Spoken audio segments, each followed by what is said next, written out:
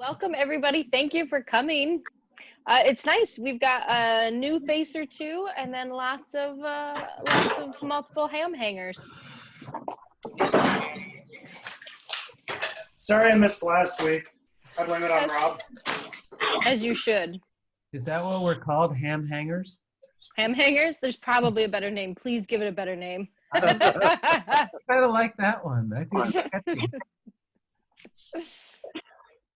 Well, today we've got Kim Miller from Tribune Showprint, and I'm so excited. I'm not going to be the one to say who's the longest running commercial letterpress shop in the U.S., but I think it's Tribune Showprint from what I've heard. That's the rumor I've heard. I don't know. Do you know most of the people on the call? Probably 50-50. Wow. Well, do you want to introduce more this yourself? than I have in the last. If they haven't, if they don't know who you are? Do what? Do you want to introduce yourself and tell you a little bit about Tribune? Yeah. So I'm Kim Miller. I bought Tribune Showprint in 2016. Had no idea what I was doing or getting into. Sounds great. Not a great business plan. But yeah, so Tribune Showprint started in 1878. Look at my shirt. I can help you with that if you need that. Thanks, yeah. I always like second guess myself when I say it out loud. So we do show prints. That's the big thing. We still are really big in the carnival and festival industry. So that's been weird right now because normally I'm behind a press 24/7 and I'm already tired, but it's kind of quiet right now. So, but yeah, so the shop started in Indiana, has always been in Indiana. So when we bought it, we were really happy that we could keep it here. We just moved it 2 hours across the state, which was awful, but we made it and nothing got broke or destroyed. And while we were doing that, so we count ourselves very lucky. And so yeah, that's kind of the short of Tribune. So the really cool thing with getting this, so we've got to know all the Hatch people as well, and so make that friendship, which I don't think they really ever talked to each other before then. so that's been a lot of fun. Jim's always great on Instagram, and so we enjoy him jumping on and stuff, calling out Hatch for doing our rainbow rolls all the time. Whatever. Throwing a lot of shade, Kim. Yeah, so it's been a lot of fun. But yeah, so my background, I was a teacher for 5 years. So I taught elementary through high school. The only grade I got to skip was 6th grade, but taught all the rest. Wow. And so that was fun most of the time until it wasn't. Junior high, not my thing. So I taught for 5 years. I had always enjoyed printmaking. I loved relief printmaking when I was in college, and so it all started with one tiny little Vandercook, and it was a proof press in our garage. Started doing that for a little bit, and some friends were like, hey, you should do like wedding invitations, so we got a CMP, and we may have put that in our basement. It may still be there. So I started doing that kind of stuff, and Tribune fell in our lap by one Facebook message that somebody put on going, hey, I'm looking for somebody to help me do some letterpress stuff. And I answered back, and it was the lady who owned Tribune wanting to sell it. And so we went and looked at it to probably just really buy some stuff, and then fell in love with it, and it was us or they're going to put up for auction and sell it for victims, and we just couldn't really do that. And so we foolishly, Rob pushed me off the ledge and told me that I could do this and to buy it, so I did that, and so we did that and moved it and have been doing that since 2016. So didn't really know what I was getting into. Anybody could have warned me. That would have been great. But it's been a lot of fun, learned a lot. And Why should you deserve the benefit that none of us got? I guess that's true. So yeah, so that's kind of the Tribune in a very short history. the one thing Rob and I have worked on since getting it and struggle with even finding is the history, really. Before we know some of the history, but every time we feel like we're getting a grasp on it, it doesn't feel right, and we learn a little bit more, and it kind of takes a different direction. So that's really important to us. It's been great to see and know that like Hatch has such a rich history, and they know so much. And so for us, we're like, we want that for this shop. I mean, it's so historical. People need to know about its history.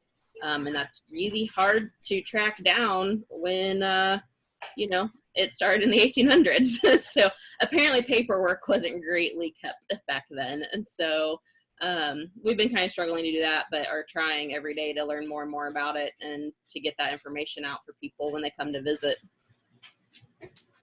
Have there been any like big moments or discoveries in your research that have given you like some really good insight into something that was obscured before? Well, I get kinda. We had the grandson of what we thought were two of the original owners call randomly about 2 months ago, and told us it was actually another guy that owned it before them. And we had kind of started piecing that together, that we had thought these two that everybody kept saying originally started it weren't, that they had actually bought it from somebody else. And so he confirmed that for us. But now trying to figure out who that original guy was has been our struggle as well. And so that was really cool to talk to him, because he kind of told us that the Furs who owned it, the mom and dad and the son owned it. So they had it for a really big chunk of time. We kind of learned more about how they got the shop, and how they got involved. And that was neat to hear, because we just knew that they had worked with the other people, and then it had changed hands to them. We thought they had bought it out, but apparently it was gifted in the will to them. And so that was kind of neat to hear from that grandson for a little bit.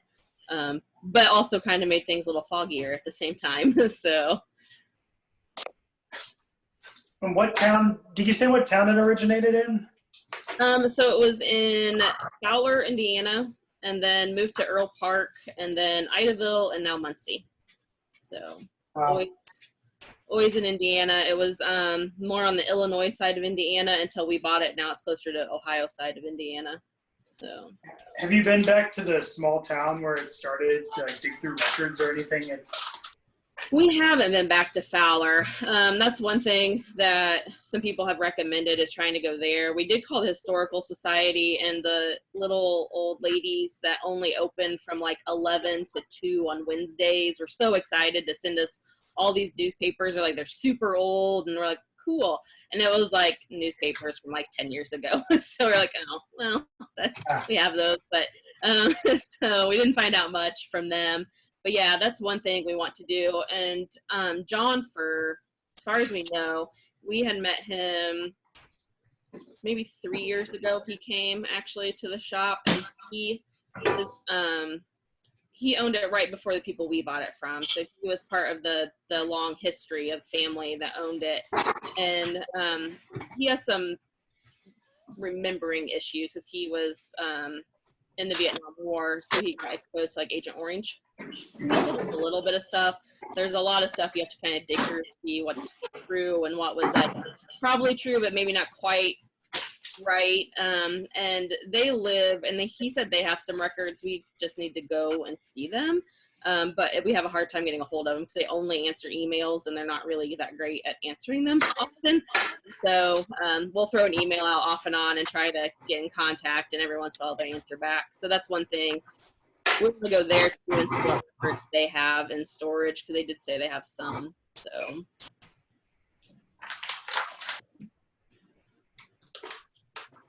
Yeah. And what kind of clients are you normally making work for, Kim? Yeah, so our main clients are the fairs. Carnival owners are who we talk to the most. So that was weird when I jumped into this to figure out that it's actually the carnival owners buy all the advertising for the fairs that they're going to. So that was really weird for me because you'd assume it would be the fairgrounds advertising. So a lot of times it's the carnivals themselves. So we get a lot of one-off festivals that like the carnivals don't buy the posters for. So a lot, mainly carnivals and fairs, festivals. We've been getting a little bit more musicians, a few more bars here or there that have live entertainment doing things. Wrestling is probably our second biggest thing, which is an interesting world. They're a lot of fun because just reading them is great.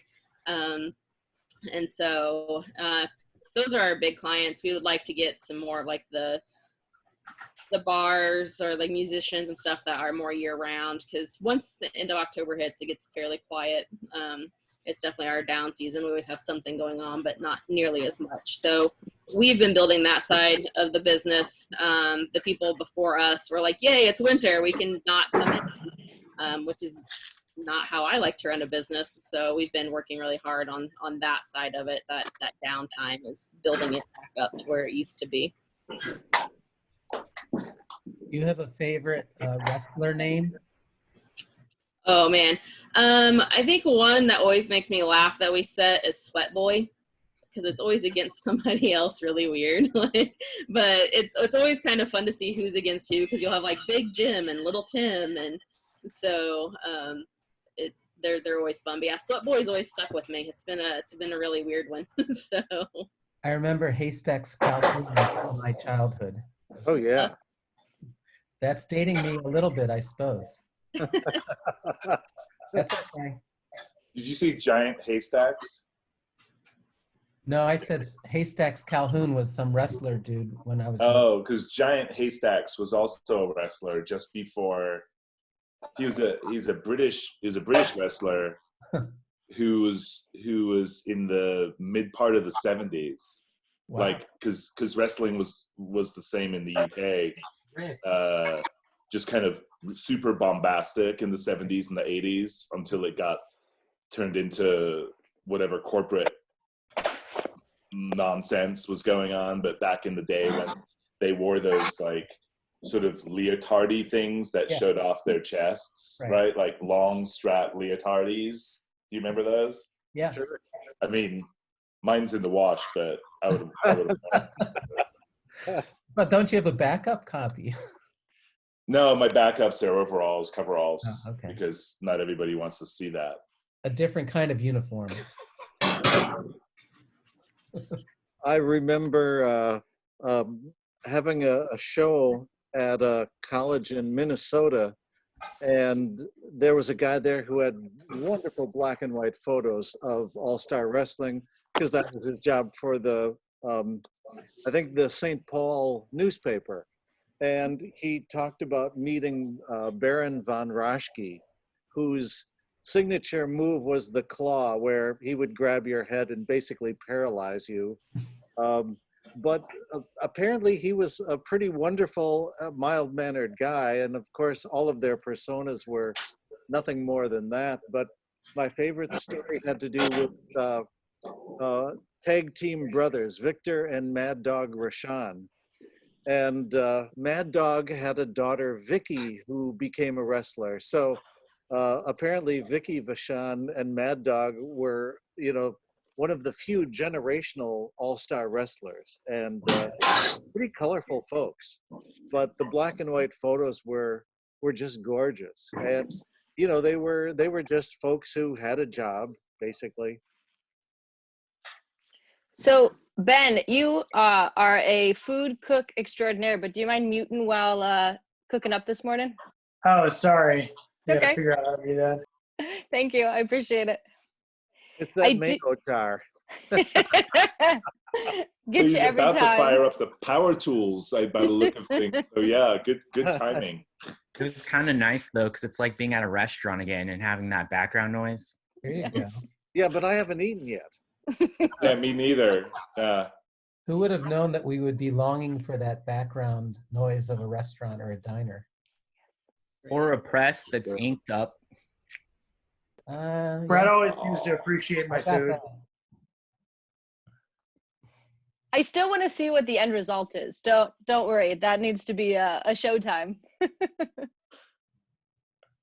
Kim, are you able to get in the shop at all right now, or you shut out of it? I am here. My skill with a boiler has made me essential. And so, and also when we hired a new director last year, that really did push me more into the production end of it. So there's not a lot you can do in terms of organizing the collection remotely. So I'm very fortunate that I'm here, and on a good day, I also get to print. So I feel really, really lucky. I'm probably here 4 days a week. Awesome. Tell us what you're doing today, Moran.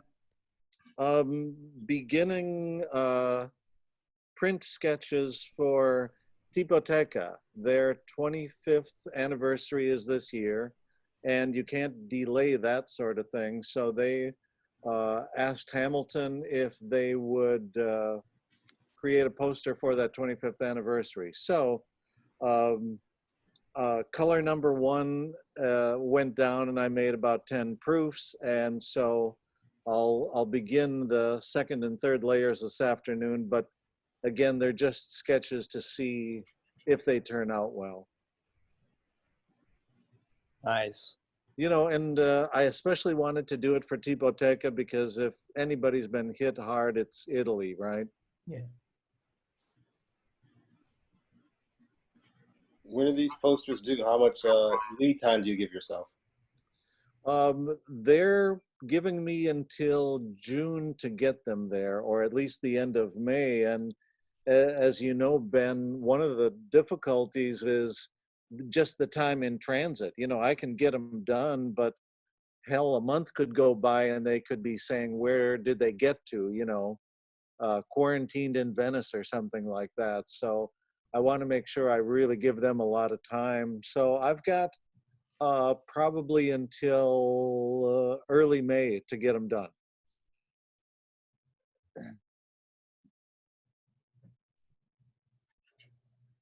Kim, would you tell us about your collection? Like what type you use, or like, I mean, I already know the answer, but for other people. Yeah. And like the mastheads and stuff like that, some of the special stuff? Yeah, so Tribune, historically, we're obviously big Hamilton fans. So we have a ton of poster Gothic. That's what we generally use as our wood type. We've added some stuff to the collection.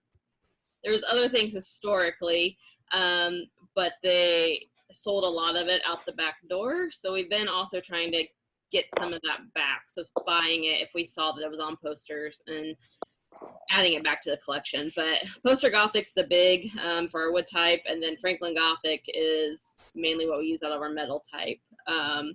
So it's funny because poster Gothic is like everybody loves, and somebody had posted a G one day online and we're asking like, what is this beautiful font? Like, you know, all these things. And I saw the G and was like, oh, whatever, you know, like it didn't even dawn on me what it was, or I was just like, that's plain and boring, and moved on.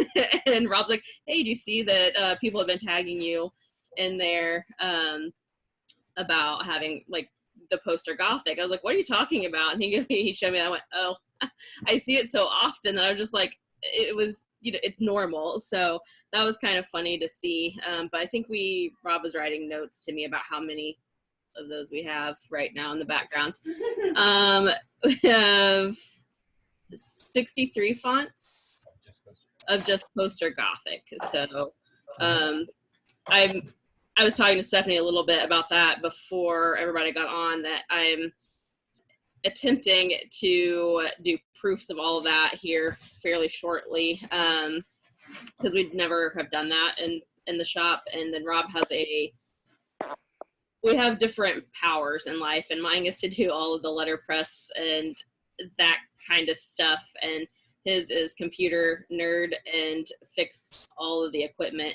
And so he has been working on in the background doing a program that we can put up on our website for people that want to do like one-off posters, and they can pick like the text they want in there and kind of lay it out in a very elementary form. Like they won't be like putting a lot of images and that kind of stuff in. But for people that want just like a simple poster to say something to hang up, that they could do. But that involves us proofing everything and measuring everything, and that seems overwhelming until now, and I don't have a lot of time or I have a lot of time on my hands. So that's one thing in all of this I want to do. And also with that is we want to start selling proofs of things once we get there. So that was kind of, I was starting to work on before all this happened. And so now I'm just doing that from home here. Hopefully maybe next week I can jump in. But I told Stephanie, I'm like, it's been really hard to want to print. It's all here. It's been sitting here for 3 weeks. And I was like, I'm just going to bust that out. But I just haven't been able to. I can't get past, I think, missing the shop. And so hopefully next week I can be like, we can do this. But there's definitely been something there that's just been stopping me from just jumping in and doing it.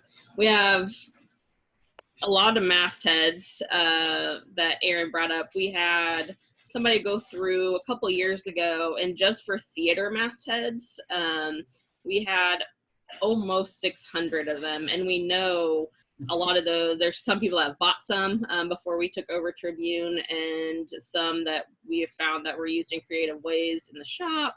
And so it was really cool to see them all printed. So she did proofs of all of them, and that was really neat to see. But that's a lot of mastheads for theaters. And then of course we had one of the businesses we know is they would do shells for a lot of, they would just print them and sell them to other printers as well, as much as us use them. And we have some of those. We don't have as many as Hatch was able to save in theirs. Throughout the years, people decided that those were really cool to sell off, that they thought they were going to make a lot of money off of them. We have had some returned, which was really neat. Kyle, is it Van Horn? Kyle from Allison, Kyle from, he returned a bunch of them a while back. He saw that we so cared about the history of the shop and was trying to find out things. He's like, you know what, I bought a bunch of them when he lived in Indiana. He went in, he goes, I bought a lot of those out the back door, so I just want you guys to have them. And so he sent them all back to us, which was really cool. He didn't have to at all. Yeah, Van Horn. Okay, I was right. I second guessed that. Thank you. And so that was really neat to see those back, because some of them were just pieces of ones that we had like 3 of the 4 colors of, and so we had complete, he had some complete sets, and then also there was just some mysteries back in our laps too. So that's probably my favorite thing to break into when we have time, is to go through those historical blocks. We've done some printing on a few of them. Some of them are really damaged. And so one thing that like Celine and I have talked about, I have the struggle of like, okay, these are really damaged. What do we do? And, you know, I think we recarve them, and that's what, like she said, she's like, you know, you would have traditionally, but it's like, there's this historic side of it. But yeah, there's some that we really want to recarve. There's this really cool magician that we got, I don't know, probably 25 or so prints off of, and then his coat started peeling apart. And so we stopped, and that's something that we want to reprint, but at least we got a good print of it that way, that we didn't have previously.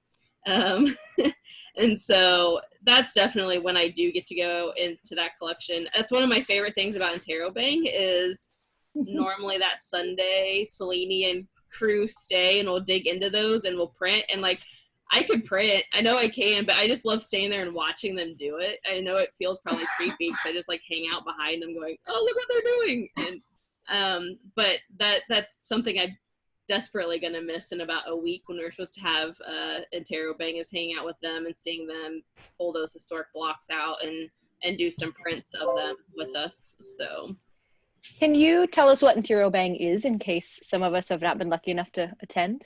Yeah, so I work with a group out of Ball State University. There's an English professor who, the same year we bought Tribune, because I didn't have enough on my plate, was starting a book arts program, and we were going to just help them set up a shop pretty much, and then lease them some equipment. And then we bought Tribune about a month after we started talking to them. So we ended up actually all moving into the same building. So she has a book arts program that she runs, and they buy some of my time to help teach the letterpress side of everything, because she really knew bookbinding and not the letterpress side of it. And so I help them do that throughout the year. And then every spring we throw what we call interrobang. So it's a Ways Goose, a celebration of the book. The students by April will have, normally, that they didn't get to this year, will publish a book. So they find an Indiana author and they publish a book for them. So this would have been the fourth one that they would have published. Our hope, we'll see when everything opens up, is the student who is actually going to be the art director is still in town. So if things open up, she can start setting the type, and we're going to use the Ludlow this year for it. So she can start having that, and hopefully in the fall we would get the book published for the one they were planning on doing anyways. So we have speakers from all over come in. This year, Ben was going to be one of our speakers. So we're still planning, hopefully. We're going to see maybe a mid-fall interrobang and then a spring one next year probably, because it's all grant-based, so it's sitting there waiting for everything to open up. But we have generally... Can I interrupt for a second, Kim? Yeah. I just want to do a plug for this, because not only do the students like publish the book, they design the book, what it looks like, what's going to be included. If the author doesn't use any visuals in their normal writing, if there need to be images in the book, they determine what those images are. They determine the binding. They determine how they're going to do it. They determine how they're going to print it. Kim works intensely with them to make their typesetting dreams come true, because some of the typesetting they do is pretty ambitious for book art students. And the books that they've turned out are incredible, and they are incredibly priced. So if you like artist books, these fall into the category of artist books. They're amazing. They're beautiful. For one of them, they did an exposed stitch binding, and it has a word that they stitched in the binding and stuff like that. So I just wanted to put a plug in, because it's more than just printing the words and sewing them together. It's a whole, it takes them a year to do it. It's great. Thanks, Lainey. Yeah, so yeah, and this year for Allison's down there, yeah, Globe was going to come and speak, so which was going to be really cool, but hopefully we get everybody. But yeah, so we do a lot of it. Is a lot of the speakers end up being letterpress people, because you guys are incredible and nice and willing to come speak for what little the university, well, it's not even the university, the grants that we write can pay.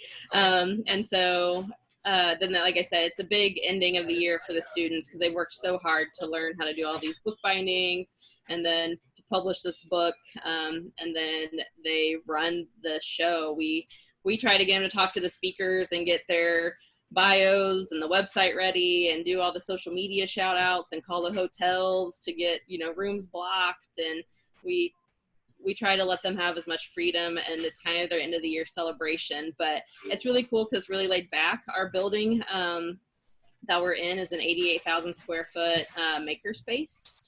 So we rent some of the space, but we have a big, what we call public hall. So everything is contained into that. People that set up to sell can sell outside, like on the outside perimeter, and still be able to hear and see all the speakers. So that's been really nice nobody has to miss out on anything. And then we have a brewery in the building, so people can go like get growlers and hang out. And so it's all just like there. And then we open up our 2 shops. And then that Saturday, we generally have what we call a shop takeover. So anybody that knows printing or just wants to come in and talk to people who know what they're doing, people get to come play in the shops and use the equipment. And like I said, Hatch pulls out some of the historic stuff and prints. And so it's always a really laid back time. And then that Sunday, our send off is we make homemade waffles in the shop for all the speakers and people who try to do stuff, and we just kind of hang out. So it's a little different than a lot of Ways Goose, because it's a little bit more laid back because students are running it, but also a little bit more intimate as well. And this year we were going to do steamroller type. Well, thanks to Hatch for getting that ball rolling. But we had that all set up as well. So right now we're looking at maybe in the fall to use those grants if it all works out. Of course, it all just depends on how long we all are quarantined, and then maybe to get back on track in April. See what the students can really do this year.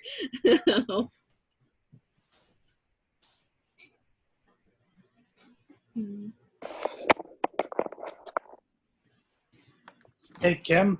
Yeah. I was interested when you, getting back towards the beginning of your shop, what were some things that you would do differently when acquiring a property like Tribune? What are some things that you would do differently if you could do it over? Oh man, that's a good question. So when we bought Tribune, I had learned, and I say learned how to set type very loosely there, about 2 weeks before. And my education on that was one of the Ball State professors, he had pulled me aside and he goes, have you set type? And I was like, no, it's been mainly wedding invitations, so I do a lot of plating. He goes, okay, well, this is how you do it. And he got a posing stick. He showed me the rules, About 5 minutes later, I was like, oh, that's not too bad. And then I bought Tribune. So that's one thing I might do differently is knowing more about anything at that point. It would have been a little nicer. We were thrown in so fast because we started looking at Tribune. It was in March that year, knowing that busy season was coming up in May. And so decisions had to be made fast, and we had to keep the shop going to keep the clients that were already there. So we moved fast. I think it would have been a lot nicer if we had more time to ask more questions. The other problem they had is the lady who had been printing for them had quit, and the people themselves didn't really know a ton.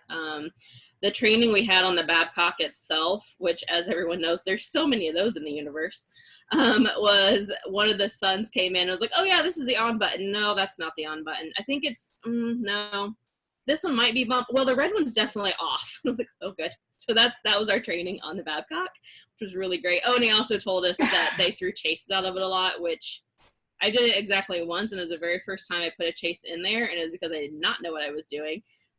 So I don't know how they kept throwing chases out of that thing, but they did. So more time would have been great to ask more questions, to learn a little bit more about it, and see what we were really getting into. I think we probably would have still done the same stupid thing and jumping in and not knowing what we were doing and moving it and everything, but that would have been a lot easier to have any amount of help at all. But they were kind of like, we're done, we're out, figure this out, and we did. So the one really fun thing Rob reminded me of when we bought Tribune, which I don't know if anybody has seen pictures of our shop, but we have big, what we call wood type walls. So we said, instead of all of our wood type being in cases, because we have so much of it, they built walls that are slanted and everything is just out and you can see it. They didn't even have it they didn't have it in any kind of order. They just would throw it back up there. You just see whole words, and it would take forever to set anything because you're like, where's another E? And then you have to walk up and down and look and look and look. So that was the first thing we did. We're like, what are you guys doing? So that was insane. But yeah, so I think just asking any more questions. I think we only talked to Aaron a little bit when we were buying Tribune, and there's like one or two other people. And she didn't try to discourage us. Yeah, she didn't try discouraging us at all. She told us to just jump off that cliff.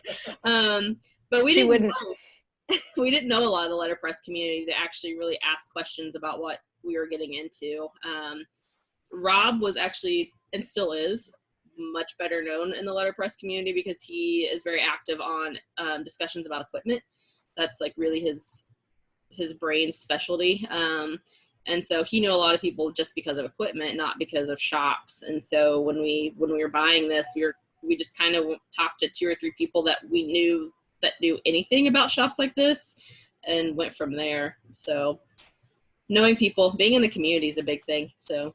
Hey, Ben, one thing that I asked Kim early on was how she had, whether she was able to negotiate the client list, because if you buy a business, the contents of the actual business versus the intellectual stuff, like, or the money making stuff like the client list, may be two separate things. And fortunately, Kim had figured that out and knew that and went into that and got it ahead of time. But that's, if you're going to buy a business like that and want to take it over, that's always something that you have to navigate.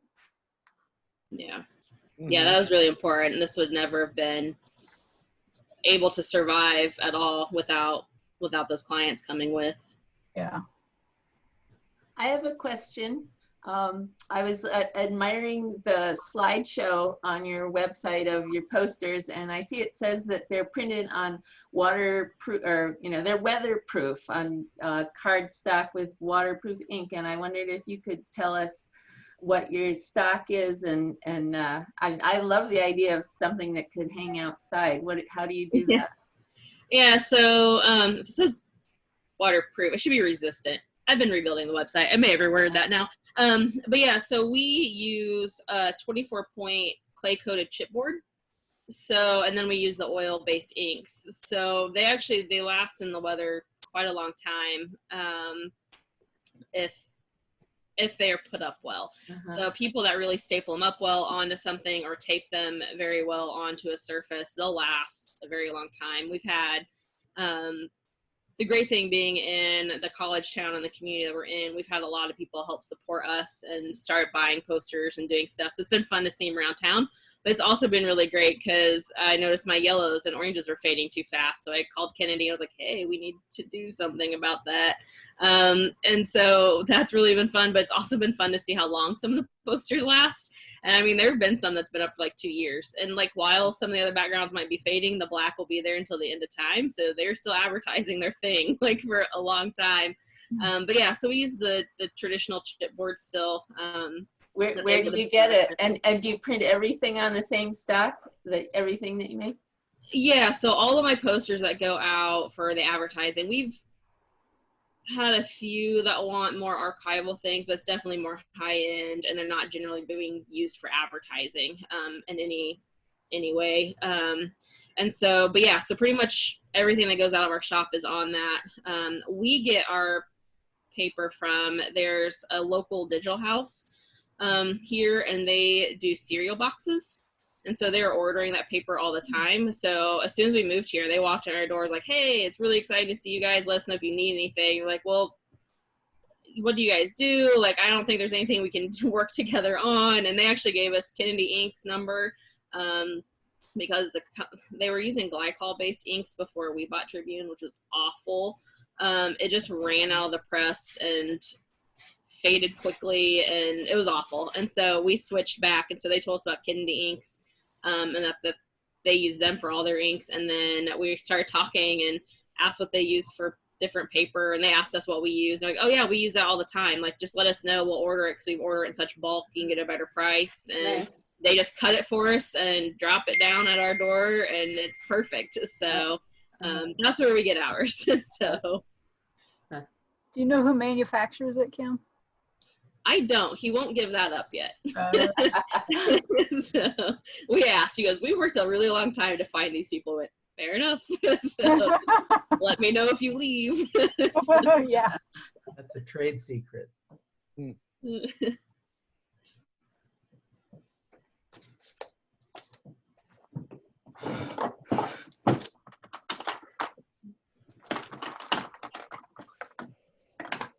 How's everybody doing? Kim, that was amazing. I loved all of it. I especially think it's amazing, you were talking about you didn't know a lot of people in the community, and I think it's been amusing because you've had Mills who's helped you a lot, right, with the process, and I know you've talked with Selene a lot, and you've been, you know what I mean, like I think also just your story of like really you and Rob are just so friendly that like you have become such a big part of the community so quickly, so that's been fun to watch as well. Yeah, it's been kind of overwhelming because people ask, and like I knew no one before. I was just like a teacher. Now everybody in town knows me because I have the shop, and then also getting to know everybody so quickly in this community, which has been amazing because there is no other community like the letterpress community. Everybody is so welcoming, and just it's been great. And it's also been overwhelming because I'm like, I don't deserve so many people coming to my rescue and telling me the dumb things I'm doing, or the things that when I'm like, I definitely am not doing this right. And they're like, no, you are. And I'm like, oh, who knew? So that's been a lot of fun, but it has been a little overwhelming, but in a really great way. So.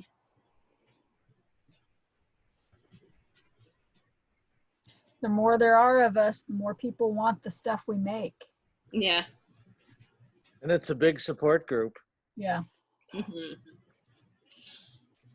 Kim, I have a couple of questions. Yeah. Imagine that. Be scared? I don't know.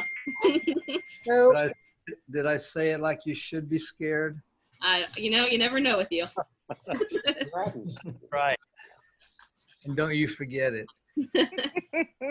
Could you talk to us about quantities? Because yes, you're completely, first let me say you're completely accurate. There was no relationship with Hatch and Tribune until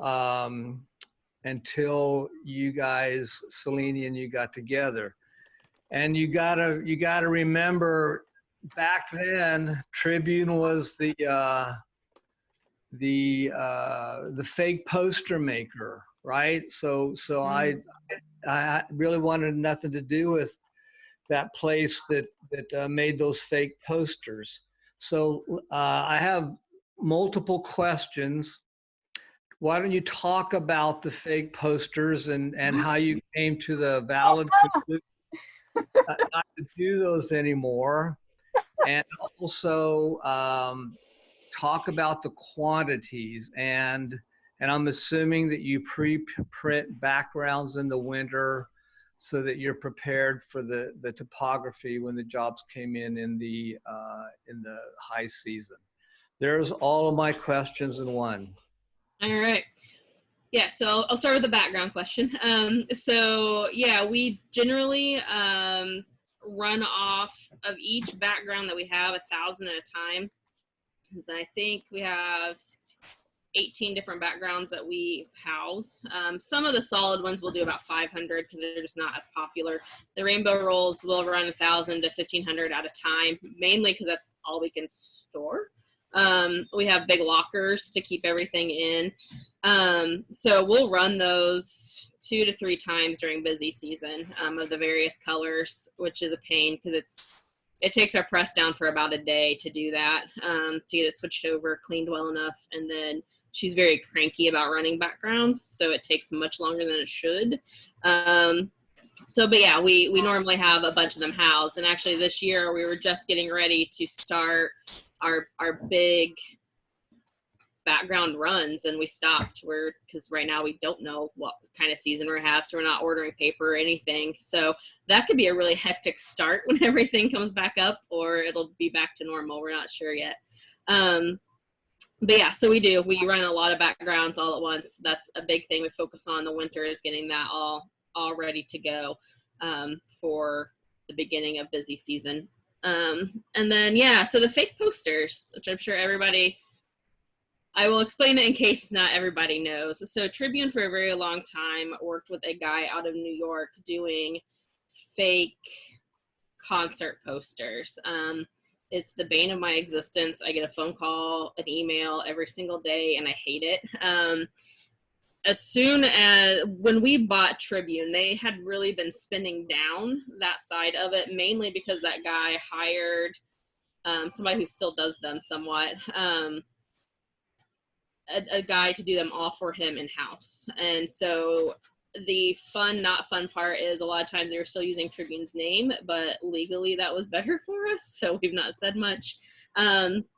But the guy who did them, that had the big store of them, actually died a couple of years ago, so they aren't being produced as much anymore either, which is very great for us to know in the background. But they might make a Beatles poster and have like a fake venue, or they may have a real venue with a fake date, or the lineup would be just a little different, but it was like this nostalgic posters that everybody wanted. And so they would do that with a lot of different, like, quote unquote rock concert posters. One of my favorites from the country music world was Hank Williams, Patsy Cline, and Loretta Lynn all playing the same show, which is actually physically impossible. Right.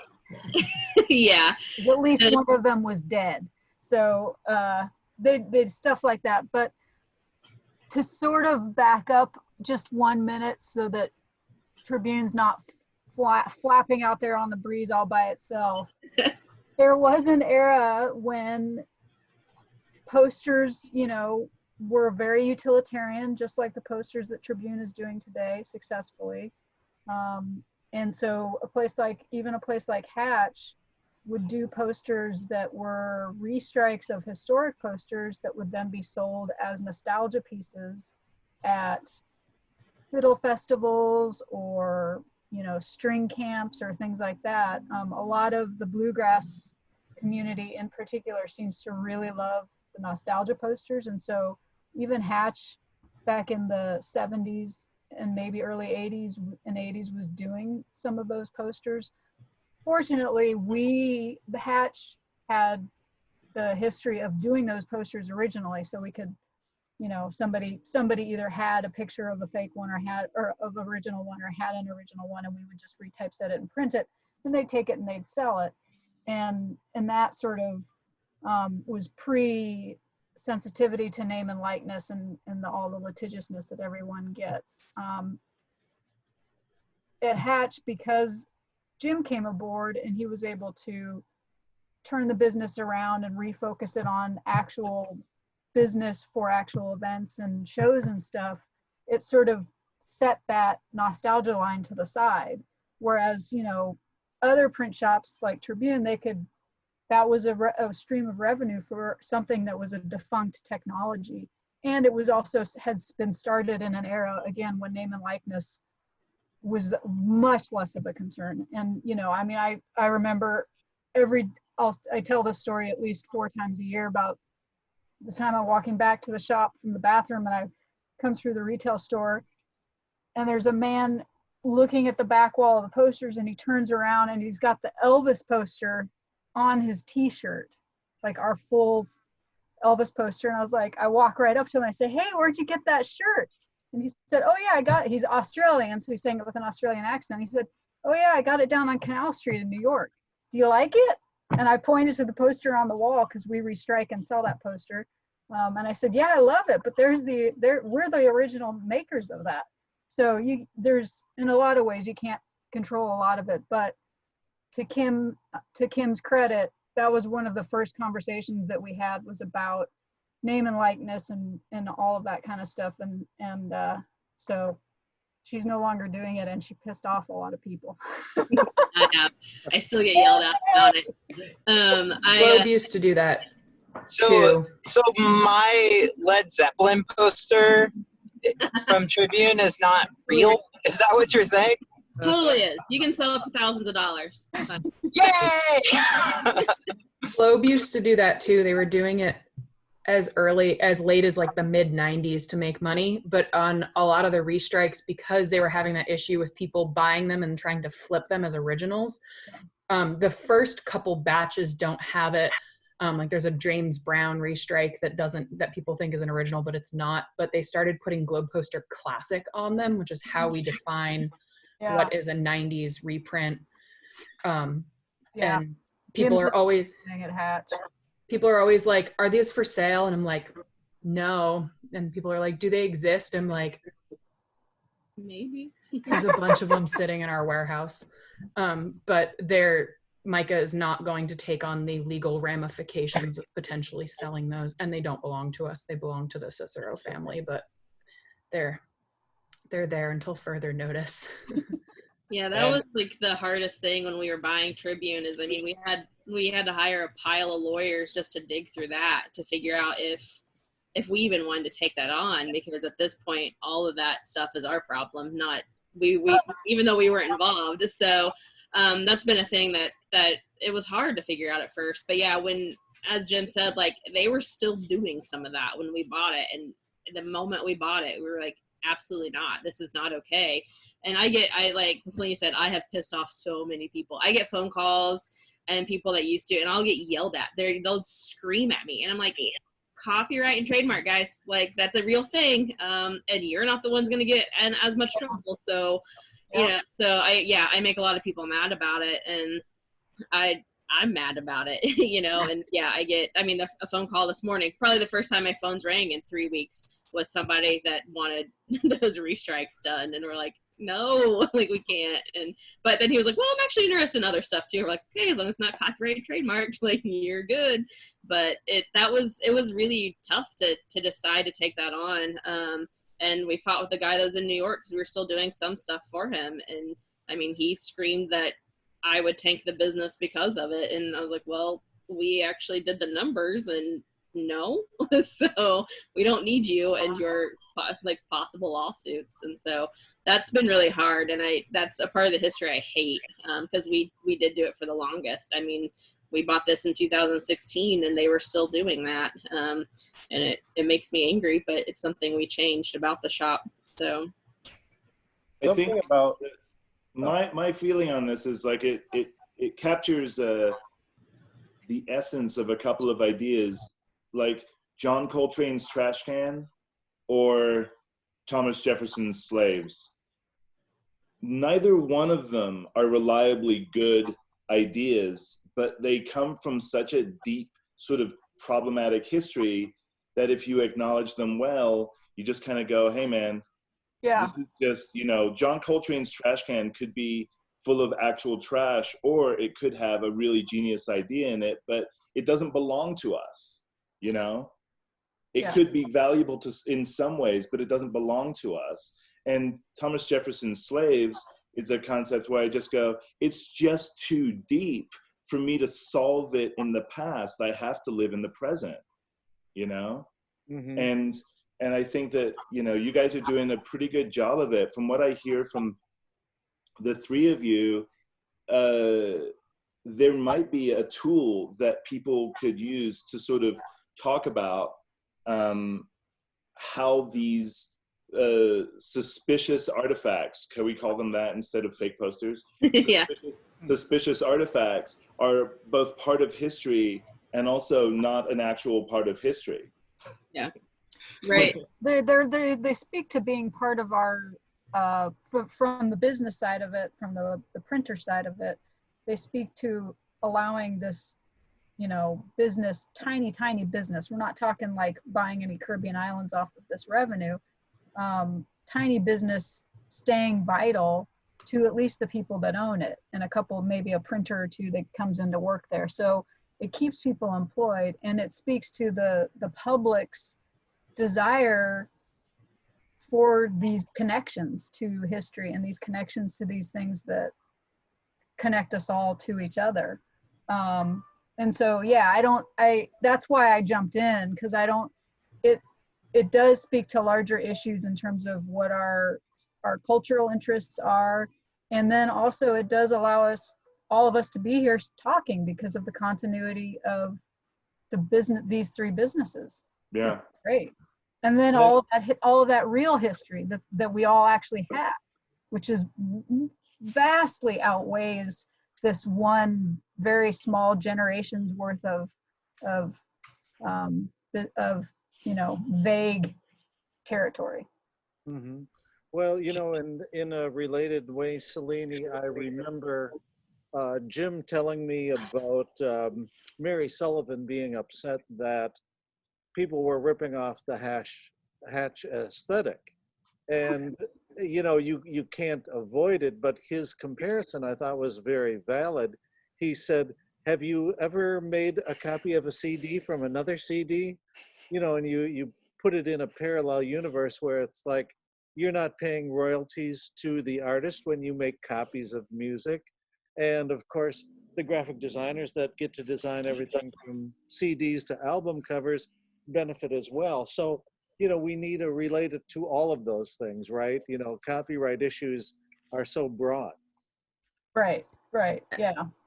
And with ours, it's a little bit of a gray area, but because most of the globe posters that have been restruck were originally designed in the 50s and 60s, you could make the argument, because they restruck them in the 90s, that it brought it into current trademark protections. So for us and some of the stuff, some of the like visual graphics that Micah holds rights to, we have not spent the money to find out if this is true, but you can make the argument that like because it was restruck, it's bringing those protections up to date. Allison, can I ask you a question? Bob Cicero told me that before, when he still had the company, a few years prior, he had skids of posters that included Hendrix and Led Zeppelin. Would those have been originals that simply were never given venues to add to them? Yes and no. The Hendrix, those ones that I think you're talking about are the restrikes they did in the 90s, that there was a guy kind of similar to Kim. There was a dealer who restruck them and was like selling them on the boardwalk in Ocean City. I've heard that that guy has a warehouse somewhere and there's like thousands of these posters. I don't know if that's true. But there are ones like Kim was saying, like Globe would print, if they knew it was going to be a touring show, they would print the blanks with just the artist's face on them. So like Little Milton, we have thousands of Little Milton shells. There's also a funny one of those like reprint Rainbow Roll restrike things where somebody commissioned Globe to do a bunch of Rainbow Roll commemoration into the induction into the Rock and Roll Hall of Fame. They're all fakes. The Rock and Roll Hall of Fame didn't commission those. Some dude stood outside and we asked the Rock and Roll Hall of Fame about those and they got very defensive and they were like, we don't know what you're talking about. We want nothing to do with you. And we were like, okay. Oh man.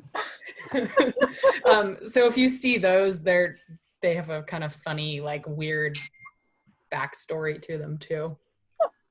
I just want one for that story. And there's a lot of them. There's like dozens of them. Like I just like the idea of some guy standing outside, like waving posters around in the air. Me too. I had never heard of the fake poster stuff before, and I don't know, fake posters sound kind of fun to me.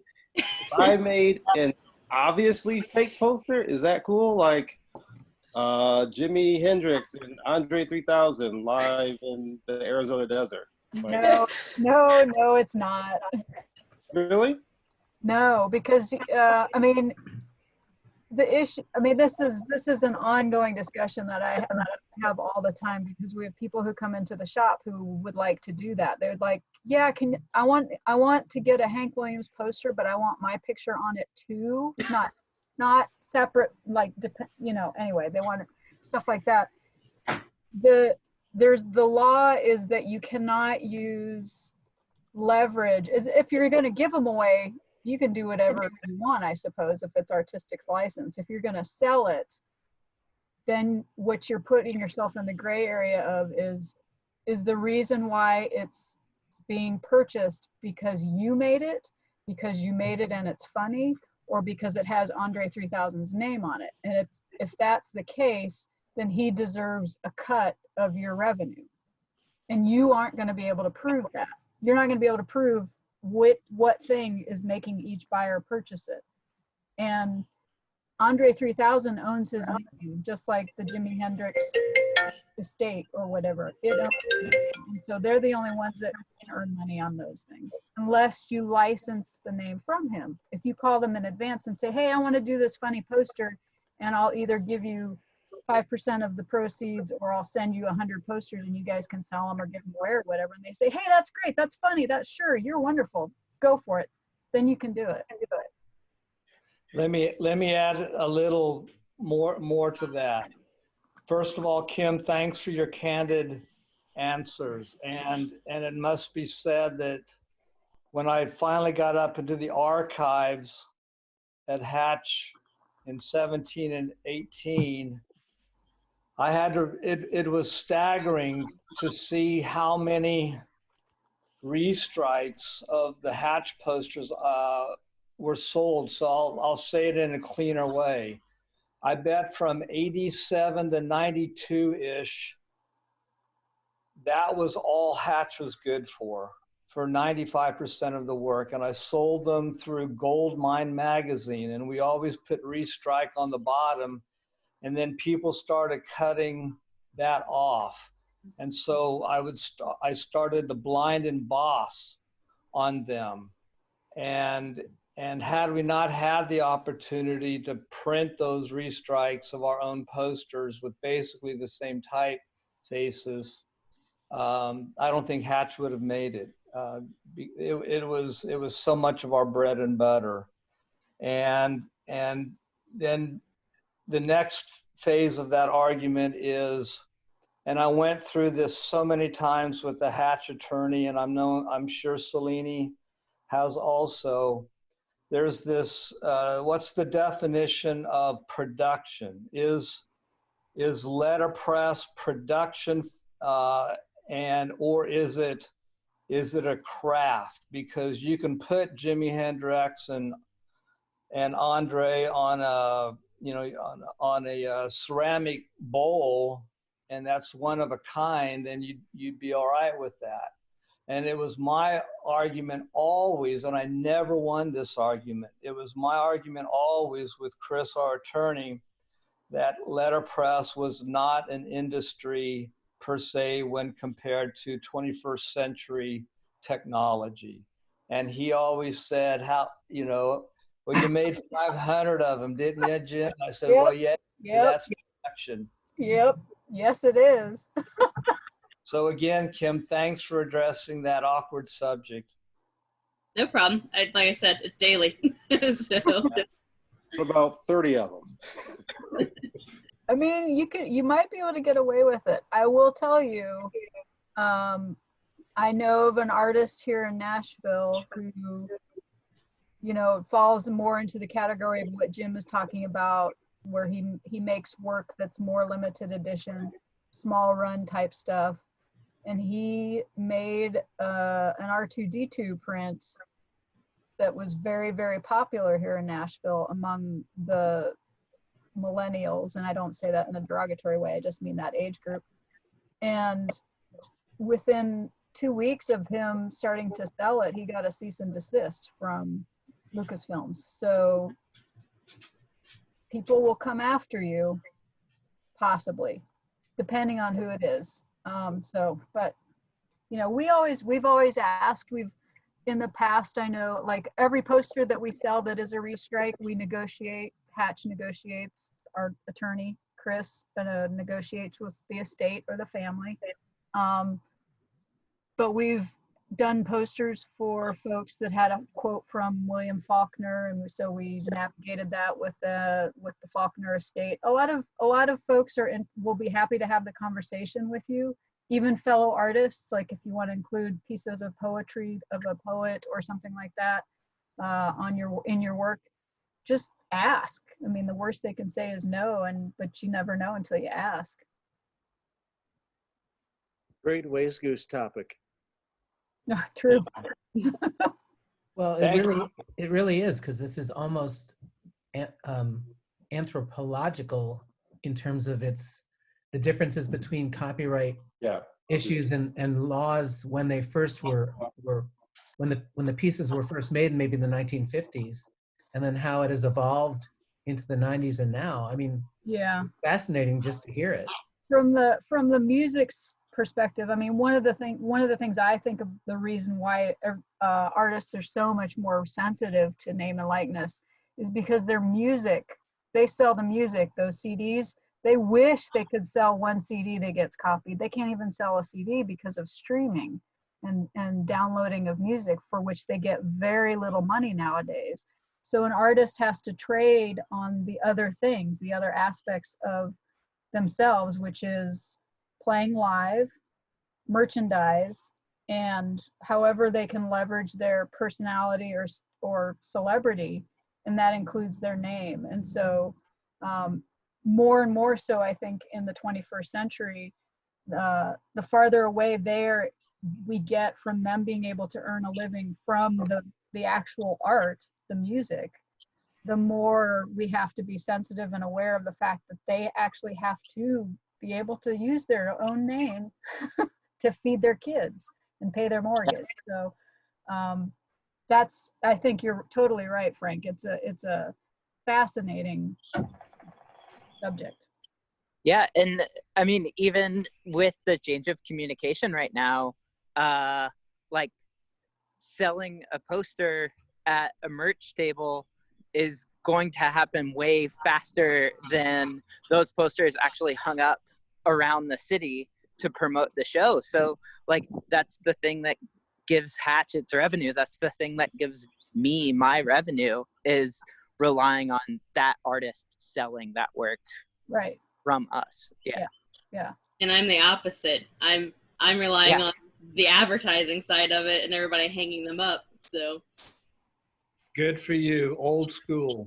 Glad you got this work. And I know, Jim, I forgot, you asked about quantities as well. So for Tribune, when we get an order, most of our orders are running 50 to 100 posters at a time. And then this time of year, we would have started ramping up. But once we're in like June and July and stuff, I'm running 5 or 6 of those a day. So I'm setting those all up and then running them at the end of the day, tearing down, and then starting all over the next day. Which is why if you see me at like the Ways Goose in June and I don't know who you are or recognize anyone, it's because I don't know who I am. So but yeah, that's kind of the quantities we do. We do that from like May to October is our really big, busy time for us. So keep going. Yeah, this has been amazing, guys. I loved this conversation. Great questions. Thanks, guys. Yeah. Good job, Kim. Yes, thank you, Kim. That was really great. And it was so good to see some insight. I've heard you speak a couple times and I'm still like, oh, tell me more. I'm still learning. So. Well, we all are. If anyone hasn't visited Tribune, it's a really great shop, and Rob and Kim are so sweet to show you around. So definitely promote going to visit Monty. Oh yeah. We love to have people in, and we even let you play and print, and sometimes we even let you stain all of our new type, not to mention Ben's name, but Don't forget that I also smashed some type in those grippers. All right. Yeah, he also did that, but I have too. I did it like twice in one day, like 3 weeks ago. So. The first time he ever used our big press, smashed virgin type. You know, in my defense, that was my first time on a Babcock, and no one told me that you needed to leave some room at one end of the bed because their chases just don't fit the bed. It's just adding history.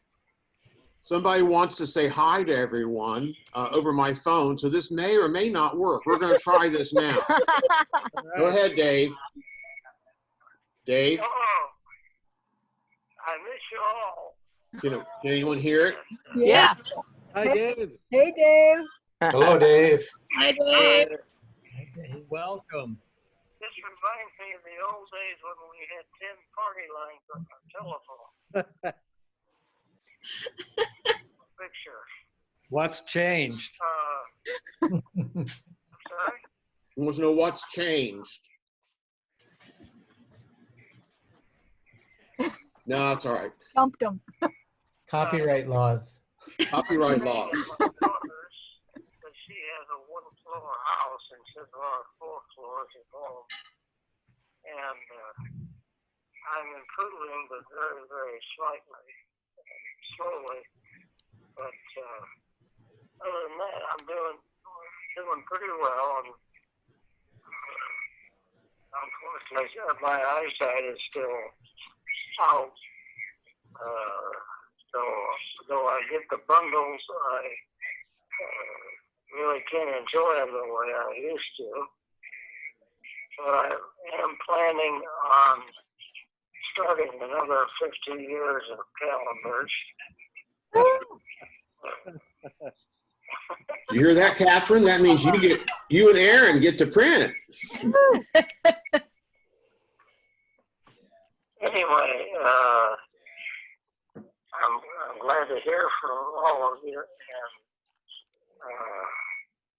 I miss you. So I hope you all take good care and get a lot done during our shutdown.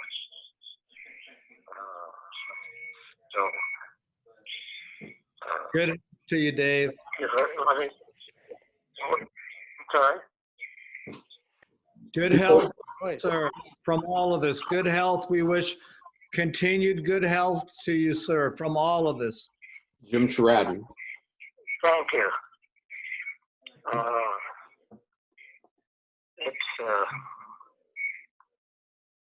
I think back and appreciate all the good things that have happened with letterpress, and I hope particularly you young folks continue it till you get to my age. And so have a good year. I don't know what is APA ways this going to be this year, or is it can't? I'll tell you later. Okay. All right. So thanks. Everybody wave to Dave. Everybody's waving to Dave. All 37 people. All right. Bye, Dave. Bye, Dave. We miss you too. Thank you, Scott. Well, that was delightful. Thank you for sharing that, Scott. Yeah. That was good. That was really good to see Dave. On that note, I think I hope you all have a wonderful day. Oh, we have another one of these tomorrow. If you don't miss us already, and Jennifer Farrell of Star Shaped Press out of Chicago, it's party time at 7 p.m. Central Time. She is going to be in her shop, at least as of right now, and so I can't wait to see what she does. But if you want to bring a drink, we won't argue. It's bring your own though. Okay. Is Central after Rocky Mountain? Yes. Yeah, just start with the koozie filler now, Jason. You'll be right on time. I can send you a text, Jay.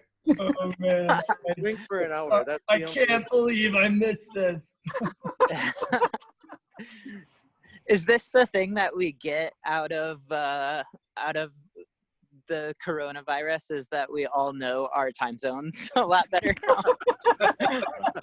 And Rick and Ian and I all made it on time. Well, I mean, if we start to do what Ben does and prepare meals and do other things, we might also get to know everybody else's kitchens too. I'm in my basement now, and I ate my lunch a long time ago. What was it today? It was turkey, Gruyere, and some grilled salami with some raw onions, mayonnaise, and cracked mustard. It was great. Tasty. It's terrible. The worst. I moved the type cabinet while you all were meeting. See? I cleaned my desk. I've been cleaning my desks behind me. It's so great because I can, Every 3 days, right? Yeah, I haven't done that yet. Then also my freeze picture is really, really similar to my regular picture. And so I appear to be curious. Wow, what are you thinking about? Oh, sorry.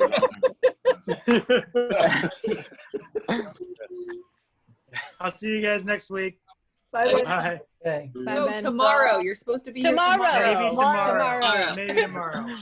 Yeah, I have my Seder tomorrow, so happy Passover to everyone who enjoys Good Friday, marching in, Palm Sunday, soon, anyway, gotta run. Bye-bye, everyone. Thanks for Bye. Bye. Thank you all for joining. See everybody tomorrow.